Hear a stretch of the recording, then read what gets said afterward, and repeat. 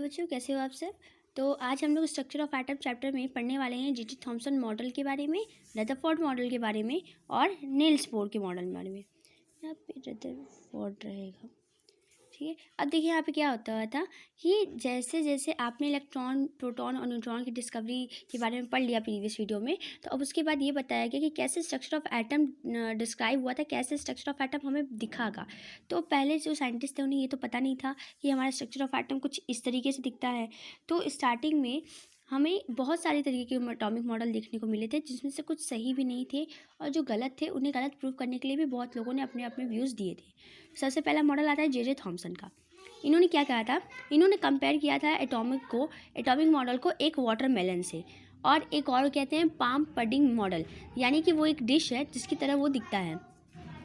एकदम वाटरमेलन से भी आप कंपेयर कर सकते हैं क्योंकि वो एक इंडियन फ्रूट है जिसके बारे में आप जानते हैं।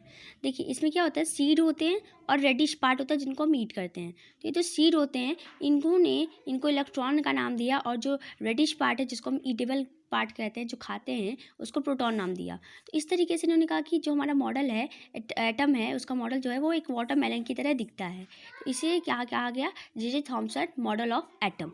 लेकिन ये थ्योरी एकदम गलत है क्योंकि आप सब अब तक इतना पढ़ चुके हो कि इतना पता है कि ये चीज़ें ऐसी नहीं दिखती हैं। अब उसके बाद आता है रदरफोर्ड का मॉडल। देखिए ऐसा है कि इनको रदरफोर्ड का मॉडल कहा जाता है, लेकिन ये जो एक्सपेरिमेंट था वो इनके दो असिस्टेंट ने परफॉर्म किया था, जिनका नाम था हंस गेंगर और अर्नेस्ट मॉर्डसन, ठीक है। हंस गेंगर और अर्नेस्ट मॉर्डसन, ये जो आपके इनके असिस्टेंट थे, उन्होंने ये आपका एक्सपेरिमेंट परफॉर्म किया था। उन्होंने क्या किया था, एक पीबी यानी कि लेड का एक सोर्स लिया था, उस पर से लाइट पास कराई थी, और ये एक स्लिट है जो लाइट को एक फिल्टर करके उतना ही पास करती है जितनी ज़रूरत है। और यहाँ पे इन्होंने लगाया था गोल्ड का फॉइल। गोल्ड इसलिए लगाया गया था क्योंकि उस पॉइंट पे वो एलिमेंट बहुत ज़्यादा यूज़ होता था, और वो एक एलिमेंट ऐसा था जो मेटल के परफॉर्मेंस पे यूज़ किया जाता था। तो यहाँ पे जो मेटल लगाया उसको लगा दिया उनका AU का फॉइल, यानी गोल्ड का फॉइल। अब ये हुआ क्या, यहाँ से जब लाइट पास हुई तो कुछ यहाँ पे ZNS, डिस्कवरी ऑफ इलेक्ट्रॉन में मैंने बताया था, यहाँ पे फ्लॉस्फरेंट लिक्विड यूज़ किया जाता है जो शाइन करता है लाइट पड़ने पे। तो यहाँ से जब लाइट हुई तो कुछ लाइट यहाँ पे डिफ्लेक्ट हुई, जिसकी वजह से शाइनिंग हुई, ठीक है। तो ये चीज़ जब उन्होंने देखी तो उन्होंने क्या अपना ऑब्जर्वेशन दिया इस बारे में कि देखिए ऐसा होता है कि ये स्ट्रक्चर ऑफ एटम कुछ इस तरीके का सर्कुलर शेप का है, और बीच में ही कुछ ऐसा है जिसकी वजह से लाइट अपने डायरेक्शन में वापस से डिफ्लेक्ट हो रही है। देखिए यहाँ पे मोस्ट ऑफ द एरिया तो खाली है, मोस्ट ऑफ द एरिया में तो सीधे सीधे लाइट चली जानी चाहिए थी। एक्सपेरिमेंट तो यही कहता था उनके हिसाब से, जैसे थॉमसन मॉडल के हिसाब से, कि सीधे लाइट जानी चाहिए। लेकिन कुछ पर्टिकुलर एरियाज़ में, यानी सेंटर पार्ट में, यहाँ पे लाइट डालने पे एक एंगल पे डेविएट कर रही थी उसी डायरेक्शन में, कुछ कम कर रही थी और कुछ बहुत ज़्यादा कर रही थी, और कुछ थोड़ा आगे निकल गई थी एक एंगल पे, और कुछ सीधी चली गई थी। तो 3-4 तरीके की लाइट का हमें डिफ्लेक्शन शो हुआ था।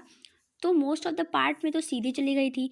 तो इस ऑब्जर्वेशन के अकॉर्डिंग रदरफोर्ड ने ये कहा कि स्ट्रक्चर ऑफ एटम में सेंटर का जो पार्ट है उसी में कुछ ना कुछ उसका मास है, जिसकी वजह से लाइट जाती है वहाँ से डिफ्लेक्ट हो जाती है, और मोस्ट ऑफ द पार्ट खाली है जिसकी वजह से लाइट उसमें से सीधे पास आउट हो जाती है, ठीक है। इस रदरफोर्ड के एक्सपेरिमेंट की वजह से हमको ये ऑब्जर्वेशन मिला। अब उसके बाद इन्होंने क्या बोला था कि जो स्ट्रक्चर ऑफ एटम है वो एक कॉइल की शेप का है। उन्होंने सर्कुलर बोला बट वर्ड यूज़ किया वहाँ पे कॉइल। कॉइल कैसा होता है, सेम इस तरीके से। उन्होंने कहा यहाँ पे न्यूक्लियस है, यहाँ इलेक्ट्रॉन घूमते हैं, और वो इलेक्ट्रॉन एक घूमते घूमते घूमते घूमते एक पॉइंट पे इसमें अंदर गिर जाते हैं। लेकिन ऐसा नहीं होता, क्योंकि जितना नंबर ऑफ इलेक्ट्रॉन उसमें कम होता जाएगा उतना उसका एटॉमिक नंबर डिक्रीज़ होगा, और उतना एटॉमिक नंबर डिक्रीज़ होने से उसका मास नंबर भी कहीं ना कहीं डिक्रीज़ होगा। लेकिन ये चीज़ यहाँ पे गलत थी, और इसको ठीक करने के लिए आए थे नील्स बोर एटॉमिक मॉडल। इन्होंने क्या बोला, इन्होंने बोला कि नहीं, स्पाइरल नहीं होता, ऐसे होता है सर्कुलर शेप का, यानी कि बीच में एक न्यूक्लियस है, उसके किनारे किनारे एक सब सेल्स बनाया गया है जिसको हम लोग कहते हैं एनर्जी लेवल्स। नेक्स्ट वीडियो इसी टॉपिक के ऊपर होगा, एनर्जी लेवल्स। एनर्जी लेवल्स क्या होता है, ये होता है K, ये L, और ये M, एक और होता है उसको कहेंगे N। तो ये 4 एनर्जी लेवल्स होते हैं जिन पे क्या होता है कि इलेक्ट्रॉन्स मूव करते हैं और न्यूक्लियस और इलेक्ट्रॉन से दोनों के बीच में एक पर्टिकुलर डिस्टेंस होता है, जिसकी वजह से ये दोनों कभी भी इलेक्ट्रॉन न्यूक्लियस के अंदर नहीं गिरते हैं। तो रदरफोर्ड का यहाँ जो कंक्लूजन निकला था उसको यहाँ पे फेल कर दिया गया था। तो इस वजह से नील्स बोर का ये एटॉमिक मॉडल पूरी तरीके से एक्सेप्टेबल रहा और ये मॉडल कहाँ पे गलत हो जाता है। तो इस वजह से इसको हम लोग क्या कहते हैं, एटॉमिक मॉडल इस तरीके का दिखता है। अच्छा, आपको ये यहाँ तक का नील्स बोर का एक्सपेरिमेंट था कि यहाँ पे इन दोनों के बीच में फिक्स ऑर्बिट में डिस्टेंस है। इलेक्ट्रॉन जब मूव करते हैं तो वो अपनी एक एनर्जी रिलीज़ करते हैं।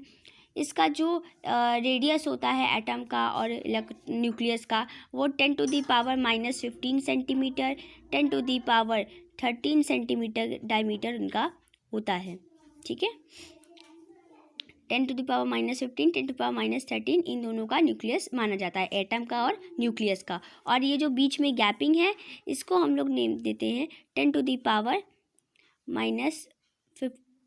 के नाम से। ठीक है, देखिए अब यहाँ पे ये वैल्यूज़ को एक बार और डिस्कस कर देंगे कि कैसे कैसे ये वैल्यूज़ आई हैं।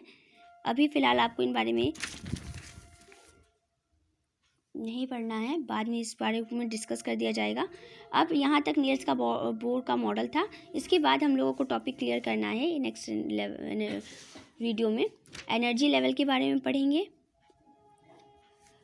न्यूक्लियस के रेडियस और डायमीटर के बारे में, वॉल्यूम के बारे में पढ़ेंगे, एटम के न्यूक्लियस और डायमीटर के वॉल्यूम के बारे में पढ़ेंगे, और आइसोटोप्स, आइसोबार और यहाँ पे मास नंबर और एटॉमिक नंबर के बारे में भी कुछ बताएंगे। ठीक है, तो इस वीडियो में आपको इतना ही बताया जा रहा है। नेक्स्ट वीडियो में इन सारे टर्म्स के बारे में डिटेल जानकारी दी जाएगी आपको। तब तक के लिए आपका बहुत बहुत धन्यवाद इस वीडियो को देखने के लिए। अगर वीडियो पसंद आया तो प्लीज़ लाइक करें। धन्यवाद।